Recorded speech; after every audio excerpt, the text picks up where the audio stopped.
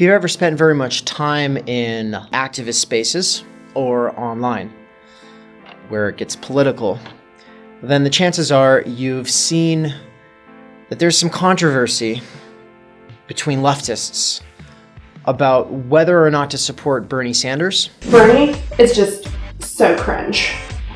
He's just too old and white and male. Or how much to support Bernie Sanders.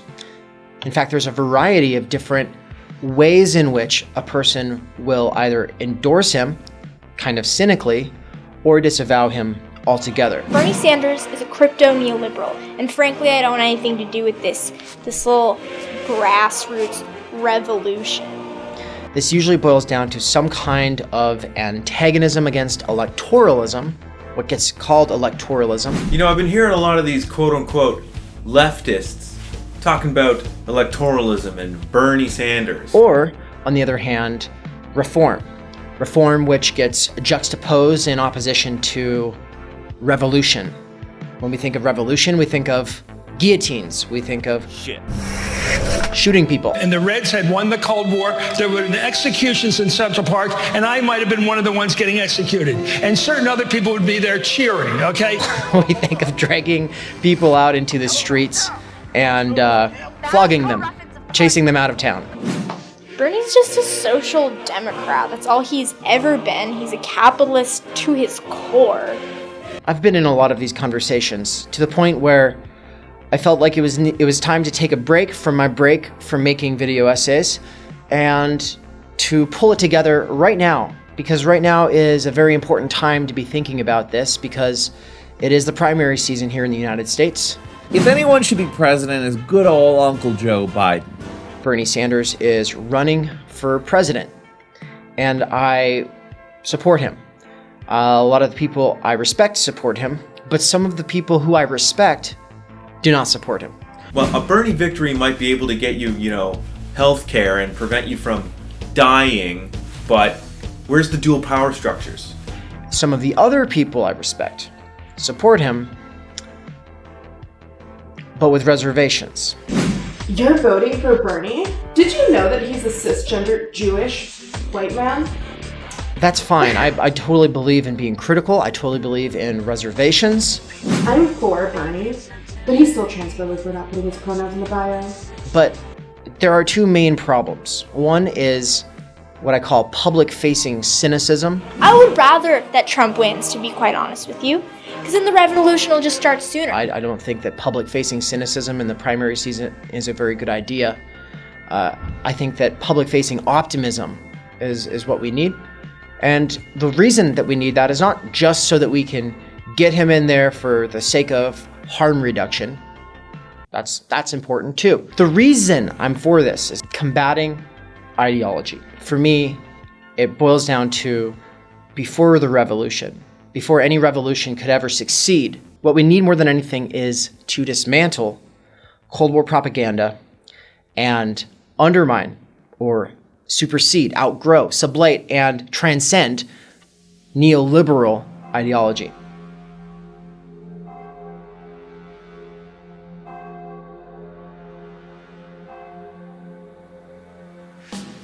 Have you ever tried to break a habit? Like a bad habit. One that maybe it's like saying something that the more you try to stop, the harder it gets. Maybe you're generally a nice person, but then in certain relational contexts with your family, with certain old friends, a side of you comes out that is antagonistic with a different side of one of the other people in that dynamic. And it's frustrating. You're like, what is this? Why does this happen? Why do I become this person when I'm around this other person? What is that? Habits are one of the hardest things to break. They're also one of the hardest things to develop. This poses a serious problem for leftists, Marxists, anarchists, socialists, anarcho-syndicalists, or post-capitalists of every stripe. If we want to break from the trajectory that our planet is currently headed on, if we want to move towards a post-scarcity world, if we want to redistribute power, access, and opportunity, capital. If we want to abolish capital or private ownership of collective wealth, collectively produced wealth, socially produced wealth, it's not going to require just a handful of people signing off on a new program. This revolution that they want to call it is so fucking lame. Like, where's the guillotine? It's going to require a change of mindset, yes, ideology, sure, but also modes of being themselves. And this comes with the difficulty of breaking old habits. Joe Biden is the most qualified candidate I've ever seen in my life. It's his turn. Capitalism is a lot of different things to a lot of different people, depending on what the different person's internalized ideological frameworks and assumptions might be. Capitalism, to the normie, often just means markets, jobs, goods and services, maybe even technological progress. Freedom, to the Marxist, it's a handful of people owning the means of production or all socially accumulated valuable contributions to society up until now owned by a few people so that everyone else has to rent from them, so that those people who own everything basically get to engineer the future. We trade away our future so that we can make rent. We trade away the future, our time, energy, in exchange for what? A roof over our head, basic necessities, and just enough to be able to consume, to curate our identities, to feel like, hey, you know, ultimately it's not the best thing, but at least I fit in. To a neoliberal, markets are the solutions to all of our ills. To the anarchist, it's rigid hierarchies that are unjust, that fundamentally need to be abolished. My four buddies and I are making dual power structures in our treehouse out back. Capitalism is, in some sense, a lot of these things, but it's also an ideological apparatus that is not just ideas. These are also deeply ingrained habits. Every single day, we wake up and reproduce society anew. But almost every time, just the way it was the day before or the week before. This reproduction of the social within the context of the political and economic is a habitual process. To break from or outgrow capitalism is going to require radical changes. Not just, oh, we could chop off some people's heads or throw some people in a gulag. I mean, we could. Like, where's our Trotsky? Where's our Lenin? Where's our Stalin? Like, Bernie Sanders is basically Barack Obama, but Jewish. But it's like a hydra, though, right? The idea that every time you chop off one head, 7 more grow up to replace it. This is deeply concerning because capital is not any one person or group of persons. It's not even just a class, a ruling class. It is the system that requires that class to have that unequal distribution of power and opportunity at everyone else's expense. What is the system that produces the effects that we call CEOs and capitalists and workers? I'm basically divided by Bernie versus Pete. Because on the one hand, Bernie will do Medicare for all, but Pete is gay. Class and sexual orientation just cancel one another out. And that leaves Pete with an upper hand because he's young. What is the system that produces this? Capitalism requires our behaviors and it requires our consent. It requires belief, but not at this explicit level. It doesn't require it. Žižek is very good for this. It's not about me and my conscious belief in buying into the system. Sure, it turns out that everyone has internalized all sorts of things about this system. Bernie's base is all white people. Most people believe this or that thing about capitalist ideology, but most of it, I claim, comes down to the level of your gut, to the level of what feels right, to the level of common sense. You liked Obama, didn't you? Like so many people said, I wish I could vote for a third term of Obama. What else do I need to say? Third term, would a vote? Can't. Legally obligated not to. Uncle Joe was his best friend, though. Did you ever see him jogging that one time? Bestie. Honestly, it's leftists who seem to put the least stake or interest or value in the idea of ideology. It's, in some cases, they treat it as though it's what gets called epiphenomenal, which just means that it's like smoke to fire or like dust that falls on top of things. It's not the root thing. The root thing for the Marxist is the base. The superstructure is the culture and the ideologies that give us a collective rationalization or set of excuses for kind of going along with things the way they are. It's almost like a collective delusion, right? The opium of the people, the opium of the masses, right? And sometimes this is said in a way where it's like, oh, it's really just a way for people to get high and not really focus on things, you know, and Žižek makes his joke. Nowadays, the opium of the people is actual opium. But this belief that ideology is a sort of dust on top of the real, that ideology is just a collective delusion, makes one think that if you provided the true and just answers for people's problems, their exploitation, their alienation, that they would go, well, that makes inherently more sense because it's true. Therefore, if we can just change the material conditions, people's collective rationalizations will adapt and change. But it turns out this is not the case, because there are two main problems with the way that we tend to think of ideology. First, ideology is not just explicit, it is also implicit or subconscious or embodied. It's habitual, what Pierre Bourdieu would call habitus. And second, ideology is productive of the material relations themselves. Ideology is productive. Ideology and the base have a reciprocally determinative relationship. Meaning, reciprocal means that they are in a sort of like a way, they're both holding one another together. And when I say material conditions, I don't just mean, factories and people that stomp on pavement to go to work and obey their bosses. Ideology produces subjectivities, habitus, and the social order itself. This approach to thinking about ideology, this expansion of the notion of ideology, helps us think about that problem Žižek brings up in that famous Big Think video. I am, of course, fundamentally anti-capitalist. But let's not have any illusions here, you know.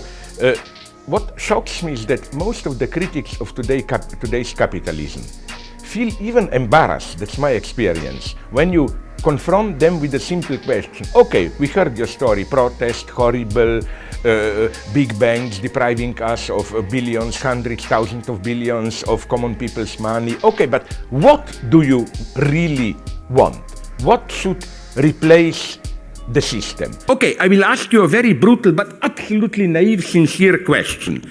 We don't go into it who is we, but the we you are referring to. What do you want in Iran? A more democratic, open regime? What do you want? Of course, I need a revolution, a real communist revolution, something that really can. And then can what? Give on us, what program? We want a real revolution that follow at first Commune of Paris and then Soviet Union and then Mao. But something that really we want, it's more than it. It's a new communism that can have freedom and a real emancipation for everybody in Iran. In principle, I agree, but I'm very desperate here. That's what I was talking about. Look, for example, I know I had debates with them in the United States with Avakian people. For me, my reproach to them is that it's such a damned totally comfortable position. To playing this radical game, we want the real revolution, and what does it mean? I claim that somebody apparently much more modest than, politically, like Bernie Sanders, did infinitely more than all Avakians, because he mobilized people. We told them he's not even a social democrat. I know Bernie Sanders, but I'm I see so, because it's not that we are inventing now communism. It was tried in the 20th century. Why did it end in such you said we want to follow Mao. Well, now we know for absolutely sure the actual historical result of cultural revolution is Deng Xiaoping's reforms. Of course not. You know that. I absolutely believe in it. And we didn't want to follow exactly the same that they had already. But something that we are talking about is it's a kind of following that and at the same time rupture. And that we emphasize on rupture, of course, as much as we're talking about the collision between past and future. Okay, I get this, but and something that you said about cultural revolution in China is not true. Something that came from that, it was not Deng Xiaoping or the others. It was something that we call it revolution in revolution, and we want to have it in Iran, and we need a real revolutionary line in Iran and but the other places. It's too abstract for me, my God. Give me one hint, like what will you do if you come close to power? Will you socialize production, self-management? What will you do? Now don't tell me we want a real revolution. Give me a minimal hint. Will you abolish the state? What? And something that really we want, it's a real revolution. But what happens the day after the revolution? What happens when you actually get the workers and the students to shut down France in 1968? What happens when you actually get everyone to riot in Chicago in 1968? Well, what happens is everyone feels very revolutionary. Everyone feels the shared rejection of the existing order. But then how do you get everybody back on the same page? Us all agreeing that this shit's gotta go isn't quite the same as us all agreeing, therefore we need better hierarchies, or therefore we need better electoralism, or therefore we need a vanguard party. As it turns out, the revolution is often a way for people to hold hands and say, we can get past our differences by focusing on the revolution. To invoke the revolution was, in short, to acquire a prepackaged identity, international sweep, and historical precedent for a breathtaking exercise of will. If in all our diversity, all our conflicts of style and objective, we were destined in world historical Hegelian fashion to live out fragments of the true and single revolution, then obstacles and even disasters could be seen as transitional, the errors and sins just friction in the machinery. The revolution was an eschatological certainty, a given, a future already unfolding, uppercase H history, cresting the flotsam and jetsam of mere history. The present was just a transitional period on the midnight special to a better place. Later, as sectarian wars boiled up from the collective unconscious of the revolution, revolutionaries could flatter themselves that if they themselves failed to be kind, it was a great pity, but not a disqualification from the throne of history. The revolution was the ultimate alibi. If we can just get to the revolution and get rid of the bad people, getting rid of the bad people will open up the space in which collective consciousness will just blossom everywhere and we'll come into a new opening of, post-oppression awareness. It's not that hard. You just pull out a gun, shoot some people, fucking rainbows and sunshine for everyone. If only everything was that simple. It's like if you don't believe in playing within the electoral system or any of the institutions that currently exist at all, what do you want? Occupy 2.0? Talk to plenty of people who think that Occupy was a win-win. And in some senses, I do believe there were productive conversations had there. For me, Occupy Wall Street is just a signal. It's like clearing the table. Time to start thinking. Most of those productive conversations, though, came in the reflections on Occupy by people like Cernicek and Williams, or David Graeber's The Democracy Project, it's a lot more optimistic take on what happened at Occupy. But what I'm concerned about is also what Žižek is concerned about, which is that you get all of these people together, everyone celebrates the fact that the revolution is occurring, they get their hopes up, and then what?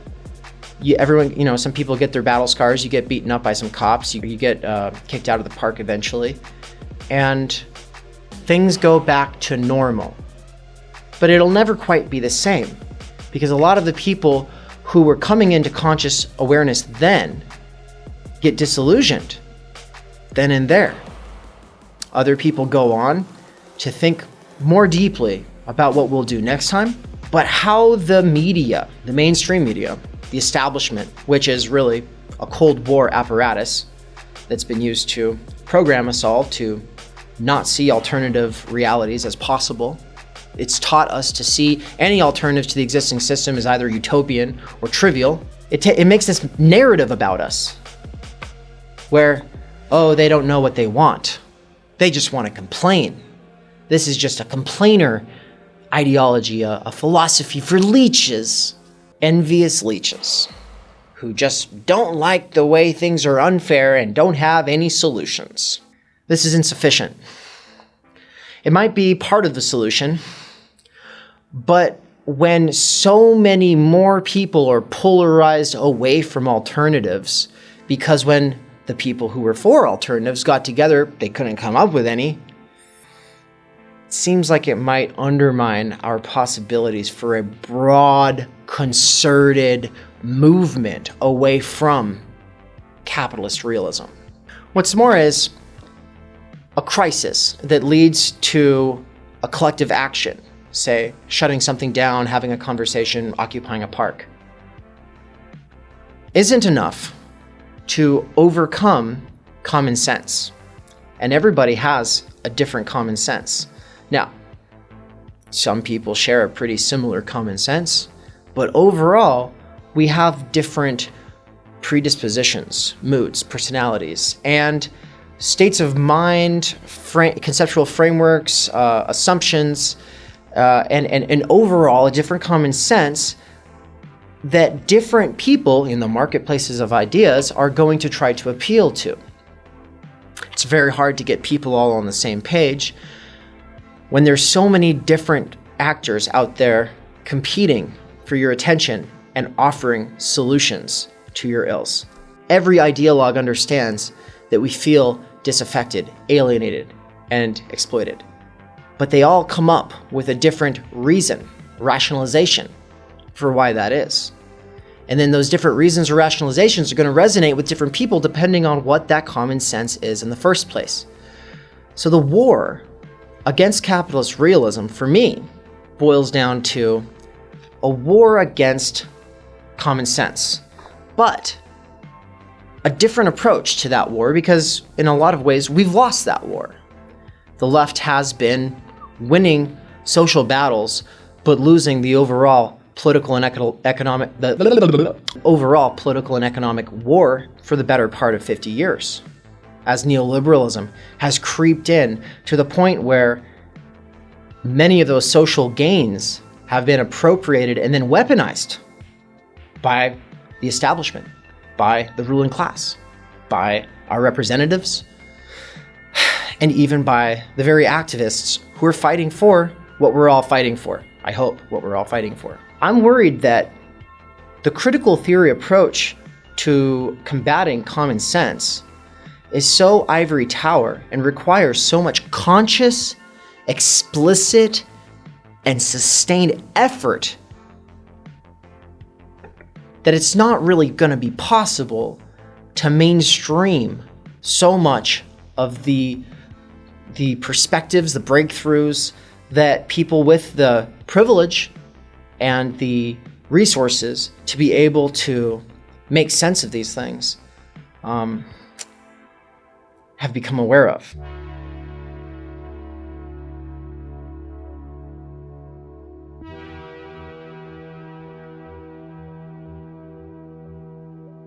Normies are the non-ideological or apolitical types of people who don't think about things very philosophically, typically, and if they do, it's usually not politics, and if it is politics, then the normie doesn't usually think outside of the existing framework itself. They just, it's red versus blue, and there's centrists. You know, Bernie Sanders is right about Donald Trump. He's an existential threat, and that's why Bernie should quit.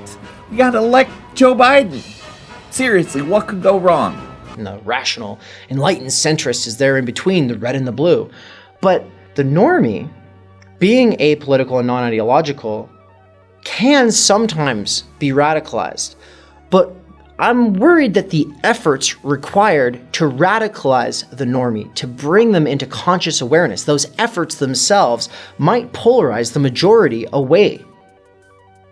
Winning 1 out of 100 is a successful tactic when it alienates the other 99 if you're a street preacher. If you're trying to just build a little tiny community, a bunker mentality for your own little flock. It's a different problem altogether, though, when we're talking about a broad movement where we don't want to have to send people away to a gulag or kill them in a war or guillotine. When we're talking about everyone, the working class, getting everyone on board, I think that there might be ways to reach the normie, the apolitical and the non-ideological normies, where they don't need to explicitly buy into any given one platform or agenda. We live in a world right now, at least those of us in the United States, especially, neoliberalism is basically global, where capitalist realism and neoliberal assumptions are common sense to basically everybody. We all treat everything like markets in ways that we don't even realize until we start to study this stuff. We treat everyone like individuals in ways we don't even realize until we start to dig in deeper. What is this that we have capitalist, non-ideological, apolitical normies? What is that? Well, I take it as inspiration. I take it as a lesson. For too long, I think we've thought that maybe the solution is that everybody gets as woke as we are, that everyone becomes as much a nerd for the critique of political economy and critical theory as I am. Maybe. Probably not, though. And if not, might it be the case that the 1 out of 100 that we win, the effort to win them has turned away so many more people? Normies just want things to work. Normies don't want to have to alienate and divide with everyone they know just to go to work and make a living. The way that they see it, the apolitical, non-ideological person is suspicious of the ideological person, the true believer. The apolitical and non-ideological person is typically avoidant of people who don't think their own shit who think that their own shit don't stink. They're avoidant of people who seem too full of themselves, who think that they're too right. A lot of people criticize Uncle Joe Biden because he supported the Iraq war. And you know what? Iraq wasn't that bad. Now, some of those people can be radicalized. Some of those people can be liberated. But I think that probably, evolutionarily speaking, it's important that all humans can't get on the same page. And it's important that there's always going to be a large subset of any given population that tries to remain non-ideological and apolitical. Now, I understand there's no such thing as apolitical, but the point is that the normie thinks that they are. Or insofar as they are, it's red versus blue. So how do we make a new common sense? I see this as the most important question. And thankfully, there are groundbreaking beacons of leftist theory who've made breakthroughs. Althusser's famous essay on ideological and repressive state apparatuses is one good example of how a common sense ideological hegemony gets instituted, right? After Gramsci, the question is, how do we gain ideological hegemony? And I think a lot of communists thought it could be done by force of persuasion or something worse. I think it requires something a lot more like what Althusser is getting at. It's not just the repressive apparatuses, the state, the military, the police, the border guards. It's not just these repressive apparatuses. It's the ideological apparatuses, which are all of the disciplinary institutions, right? So Foucault writes a lot about these disciplinary institutions. Everything's a prison, right? It's the meme. But society, what we think of as society, is the interplay of all of these institutions, both ideological and repressive, working together in tandem to create true believers on the one hand and apolitical, non-ideological people who, normies, who consider themselves not really a part of all of that, yet every day they go to work, they still do the same things that one does if they do believe in capitalism explicitly. Our common sense that is so neoliberal now is deeply entrenched. And it's not ideas. It's not just airy-fairy bullshit. It's the very neurological superhighways in our brains and the metaphors that those were built to support and make sense of the world through. These metaphors and the frameworks and assumptions that come with them are beneficial to the ruling class, not to us, those of us who want to see a post-ruling class world, post-capitalist world, where the state withers away. In order to achieve this, we're going to need some way of supplanting, of superseding, of outgrowing, of appropriating, of hijacking, of breaking through, of gearing or retooling, redirecting those superhighways in people's minds, those metaphors in people's minds. It's too much to believe that 1 out of 100 people who we recruit, or 1 out of 1,000 people who we recruit, explicitly believing in this, that, and the other thing, and then maybe even changing their behaviors, is going to be enough.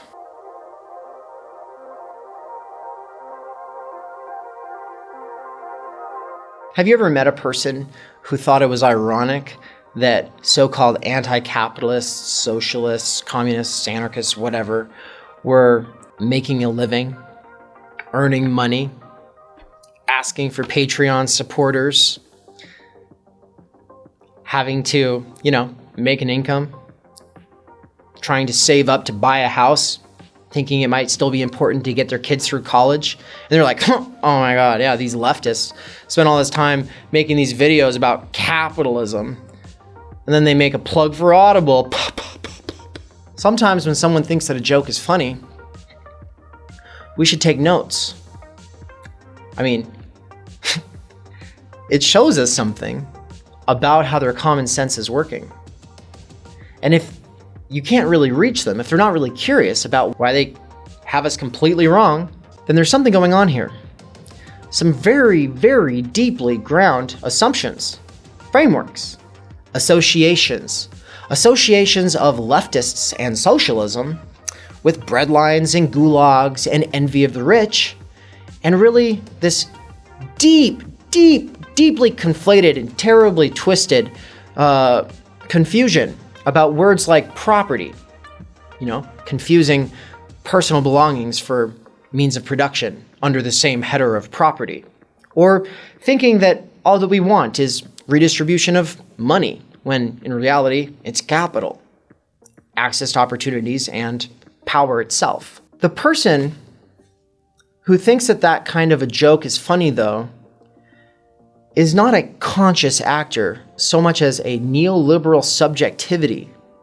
A neoliberal subjectivity that's been constructed, not just as an individual. Yes, this person's been constructed to believe that they are a rugged individual in competition against all of the other rational individuals in the market whose responsibility it is to either succeed or fail, and any mark of success is pure merit alone, obviously, because they've pulled themselves up by the bootstraps and la-di-da. But they're a construction of a statistical tendency and aggregation of assumptions within a population. A population that has been inculcated, cooked into its very bones, a series of beliefs. Now, that's just ideology. Yeah, it's just a rationalization for the way things are. That's what the Marxists will say. Okay, not all Marxists, but some Marxists, a lot of Marxists will say this. This is not the case, though. Capitalism existed before neoliberalism. Capitalism existed during the time from the 18th century through the 19th century. It was generally the case that workers didn't brown-nose their bosses. It was generally the case that they did realize that they were a class apart from their bosses. It was generally the case that people were not super averse to the idea that the person who makes a profit by undercompensating labor isn't your friend. Now, they might not be the enemy, but they're definitely not your friend. They're someone you have to bargain with, put pressure on. And you can't do that as an individual. You have to do that as a collective, as a union, perhaps. What changed, though?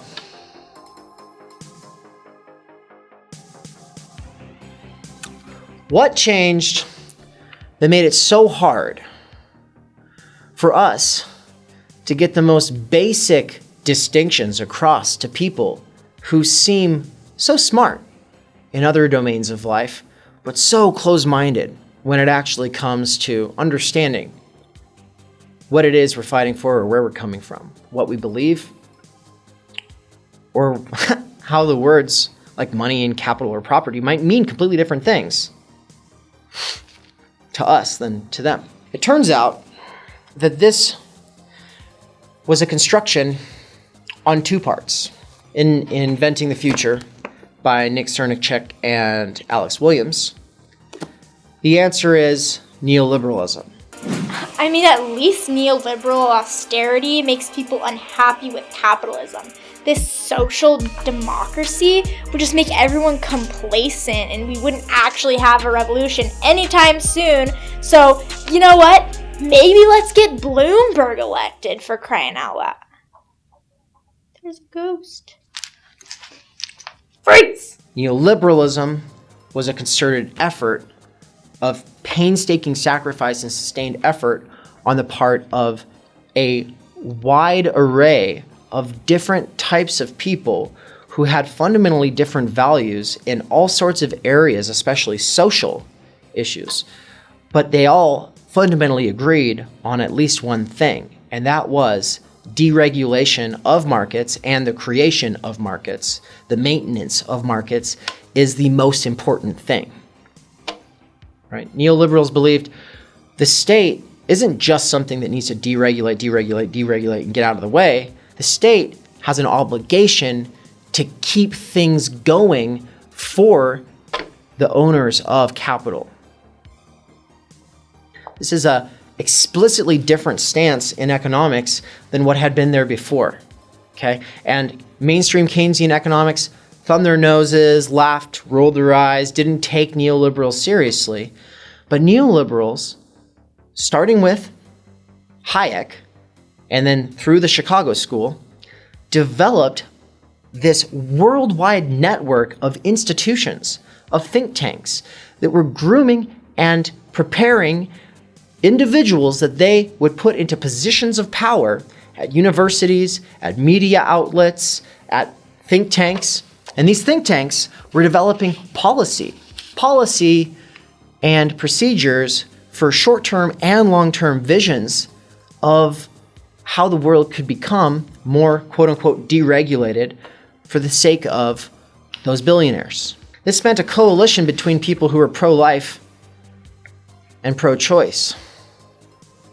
This meant a coalition between people who were secular and religious. Better a POC or a gay person funded by white male billionaires than a Jewish man paid for by poor people. This meant a coalition between people who were super woke and others who were super regressive. The one thing that they all basically agreed upon was this idea about markets being good, jobs being good, GDP growth being just a general good, and the deregulation and creation of markets. They succeeded.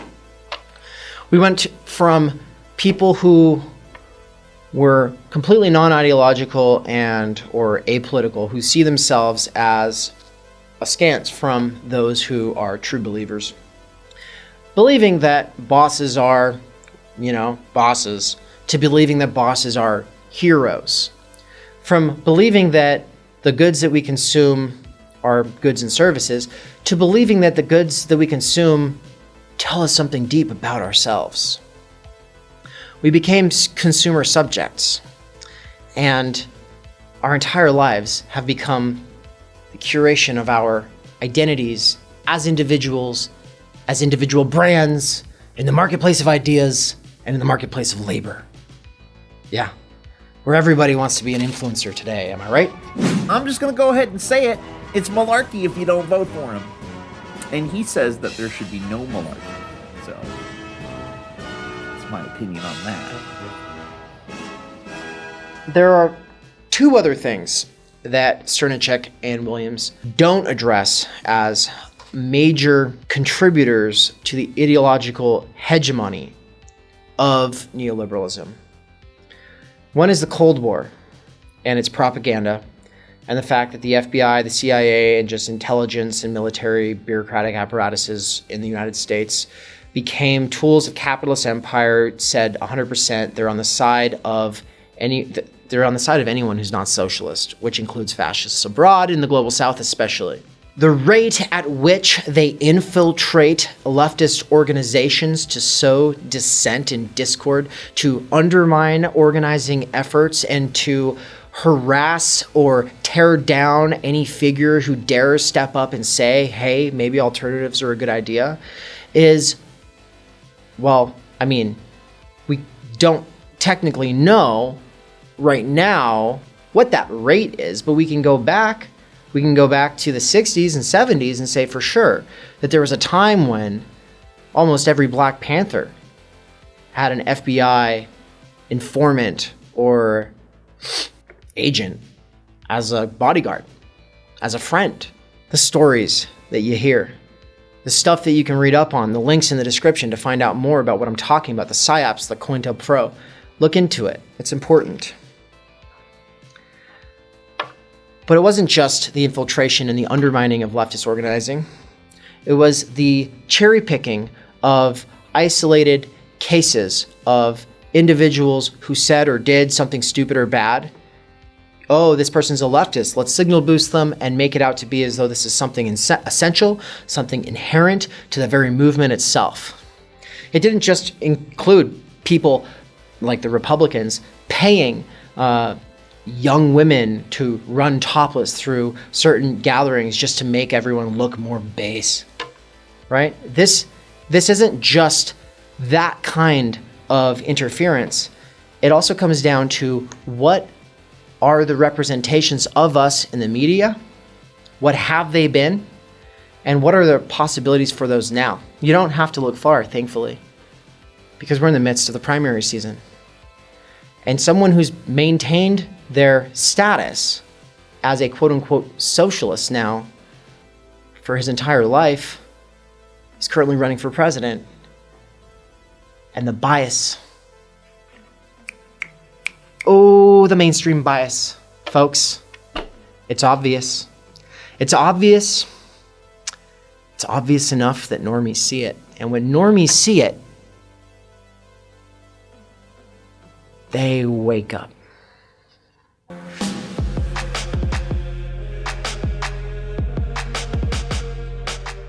Now, apolitical, non-ideological, independent, the disaffected, folks who might never fit in well with a very liberal leftist kind of group aren't necessarily going to wake up in the way that you wake up. They're not going to necessarily see things the way you see them, but they might realize this electoral system and this economy, our political economic infrastructure itself, is rigged. It's rigged.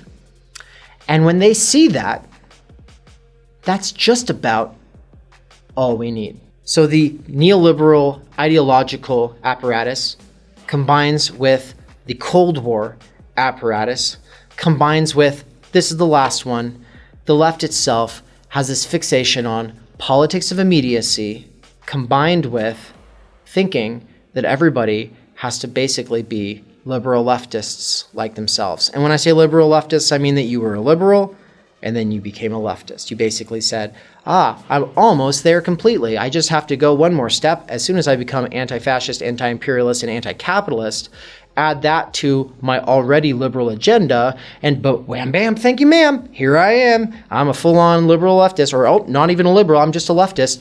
But you think that you're already mostly there because you grew up watching MSNBC. Folks, it's going to take all types though. It's going to require a diverse and complex coalition of organizations. I want to actually read this one part of Inventing the Future where they say, an ecology of organizations does not deny that such organizational forms may have a role. And by such organizational roles, they mean, this politics of immediacy, folk political fetishism of the local, of horizontalism, and of direct democracy. These things they do not think get us beyond, insular bunker mentality into a broader movement mentality. It doesn't give us the kind of structural basis to actually pioneer the future or provide a vision that people can believe in. They say, an ecology of organizations does not deny that such organizational forms may have a role, but it rejects the idea that they are sufficient. They're insufficient. This is doubly true for a counter-hegemonic project. Counter-hegemonic meaning neoliberalism is the hegemony, the deeply internalized habits of mind and behavior that people currently embody. This is doubly true for a counter-hegemonic project that requires the toppling of neoliberal common sense. What we are calling for, therefore, is a functional complementarity between organizations rather than the fetishizing of specific organizations or organizational forms. I think this book is super important, and I think that everybody should read it. But if you don't have the time to read this book in its entirety, then my biggest recommendation is to at least read chapter 3, where they go into details about how the neoliberal hegemony was built over time. Folks, there's not going to be a collective come to Jesus moment, and if there is, everyone's going to go back to the way things were 2 weeks later. Because habits die hard. Especially when they include everything in your life, including getting bread on the shelf or wastewater treatment being functional. I'm hearing a lot of talk about organizing and tactical unity. Sounds like Kronstadt to me, you Stalinist murderers. Give up that crap. Be like me and my 4 friends. We smoke weed in our treehouse and play Black Flag albums. Revolution. What we've signed up for is one of the most brutal, agonizing, and excruciating processes that anyone could ever sign up for, and it requires not just sustained effort and time, energy, and attention, these things that we don't really have, and I've talked about this excruciatingly. It requires us not to burn out. It requires us to stay in the game. It requires us to show up on the rainy days. It requires us to do things we don't really want to do, to put up with people we don't really want to put up with. OMG. I can't believe Bernie bragged about an endorsement from Joe Rogan, a known racist and transphobe, and who knows what else. I'm sure there's something. But leftists are all, it's okay because Bloomberg is a racist, sexist, transphobe because he has a lot of money. Oh, wow. All of a sudden, rich people are evil, but racist, sexist, transphobes like Joe Rogan aren't. This is clown world. We need a diversity of organizations so that different people can go to different places if they really want to. Neoliberalism does not win through everybody's conscious consent. And the way that it took power in the first place and became hegemonic was because when a crisis hit, that development, that building, and that research had been going on for 40 plus years already.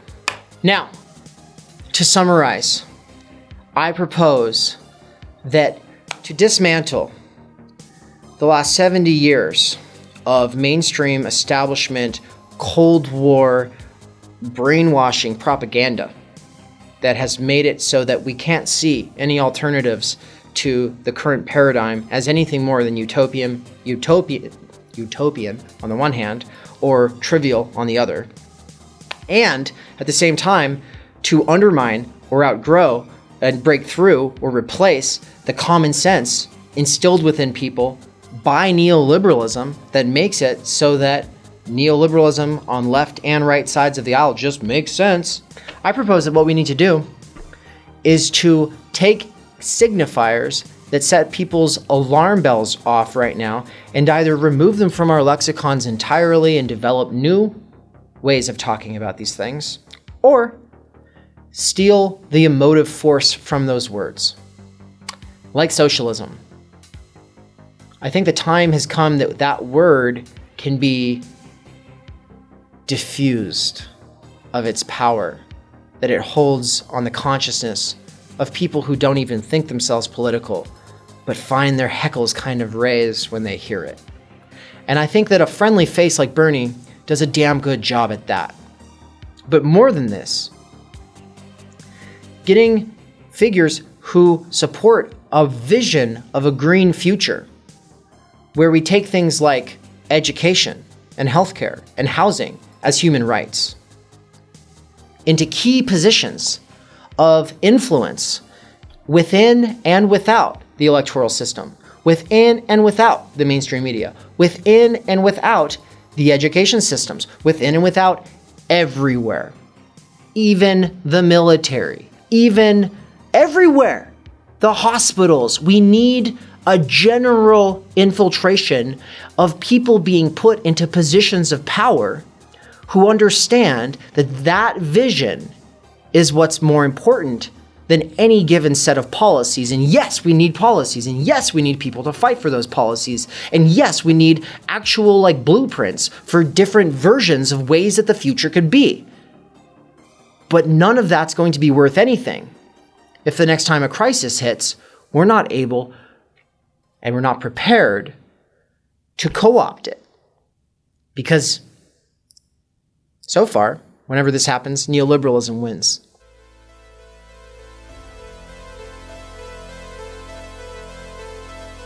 Green New Deal, Medicare for all, housing for all is not just a platform for a president who, if they get in, they might be able to get some of that through or not, who knows. It's a vision that capitalism itself is not able to adequately fulfill or satisfy. It inculcates in people a desire for something different, an alternative to the status quo. And what it does is it undermines neoliberal common sense. And what it does is it dismantles capitalist realism. And dismantling capitalist realism is the first step to be taken seriously by people who otherwise aren't playing the fucking game. And we need people who are playing the game. And we need people who aren't playing the game. We need people who are true believers. And we need people who never will be. We basically need everybody, because we all have to live here. And I'm not a totalitarian who believes that we could just get in the habit of constantly chopping people's heads off without our collective morale deteriorating so quickly that everybody decides, nah, this isn't worth it. I would rather have systemic violence than this direct violence. Normie socialism, folks. Bernie's doing it. And I think we should probably support him. And when I say support him, I mean, realize that, and especially if you make the phone calls, you will realize this. If you make the phone calls or do the texting for Bernie, you will realize a lot of people don't know the difference between Buttigieg and Bernie. They don't know the difference between a candidate who denounces the Bolivian coup as what it is and the candidates who say, oh, it's not a coup. They can't tell the difference. They are inherently problematic. They're probably inherently closed-minded about a lot of things. Most of us have our biases and our blind spots that we don't even realize. The question is, do they need to change everything to be on the right side of history? Or can we extend the olive branch that says, here's a start. Housing, healthcare, education, human rights. Billionaires? Not necessarily good people. Even when they're good people, not necessarily a system worth fighting for when so many people are rationing their insulin and dying as a result. When so many children are being put into cages because the people at the bottom are fighting over crumbs while the people at the top get to have their cake and eat it too. Some of those people will get radicalized when they start supporting Bernie and then they see how biased this system is, how rigged the economy and the electoral system both are. Some people will get radicalized. But remember, radicalizing people is not the only mode. It's not the only legitimate strategy or approach, because we don't need another Occupy. We don't need Occupy 2.0. What we need is a new hegemony to be prepared next time the crises hit. And folks, we probably shouldn't be responsible for that crisis. We just need to be prepared to show them why the ruling class actually doesn't really care when these economic downturns happen, why they're always there to bail themselves out, and it's always going to be us left holding the bag. Now's not the time for public-facing cynicism.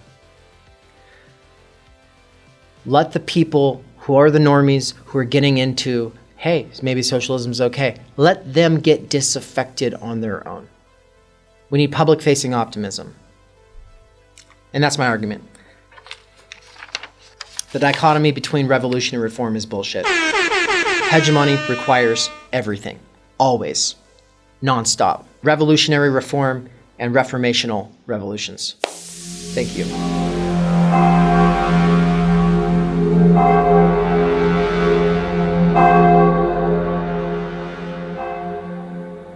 Now I want to say, while these credits scroll by, thank you to my patrons. Thank you to the people who donated to my crowdfunding campaign a while back for my first shitty book. I'm in the process of writing my first shitty book. The first draft is actually already done. And a lot of the themes that I kind of touch on briefly in this long video are things that I am developing in more detail in the book. So if you comment below, questions, criticisms, concerns, those will reach me and they will affect the actual writing of the book. I might take your concern, criticism, question into mine when I'm writing the book. So please do, because if you're not able to tip me something for my effort, for my labor power that was invested, sacrificed into this project, comments, shares, oh my God, nobody shares anymore. But comments and shares mean a lot when they're thoughtful. I don't want to just be added to a list of your favorite YouTubers. I don't want to just be, oh, you should follow this person. Oh, you should subscribe to this person. Or, oh, hey, check out this video. Put 3 sentences together about why it mattered to you, or something specific that you liked about it, or maybe the most meaningful quote that you got out of it. Okay? Don't just share it. Share it with something thoughtful. Don't just comment for the algorithm. I mean, you can do that too. But comment something thoughtful. A quote, a question, a comment, a criticism, a concern, what have you. Because I find that very meaningful, and that's why I'm here, is for that discourse. Thank you. Pew pew. Pew pew, motherfucker. Elizabeth Warren is a woman of color. I know she looks white, but she's like 1% Cherokee, I think. Actually, I don't even know. This video production suite ain't. It's the gods telling me don't joke about electing Michael Bloomberg. It's not funny. Actually, I don't even know. But hashtag believe women, okay? If she says she's a woman of color, she's a woman of color. And we need one of those in the White House. I mean, what do we really need healthcare and student debt forgiveness for anyway? By propping up controlled opposition like Bernie Hussein Sanders, you're just telling the world that, hey, capitalism is cool. The state is cool. And that's not cool. Bring the guillotines out, bada bing, bada boom, revolution.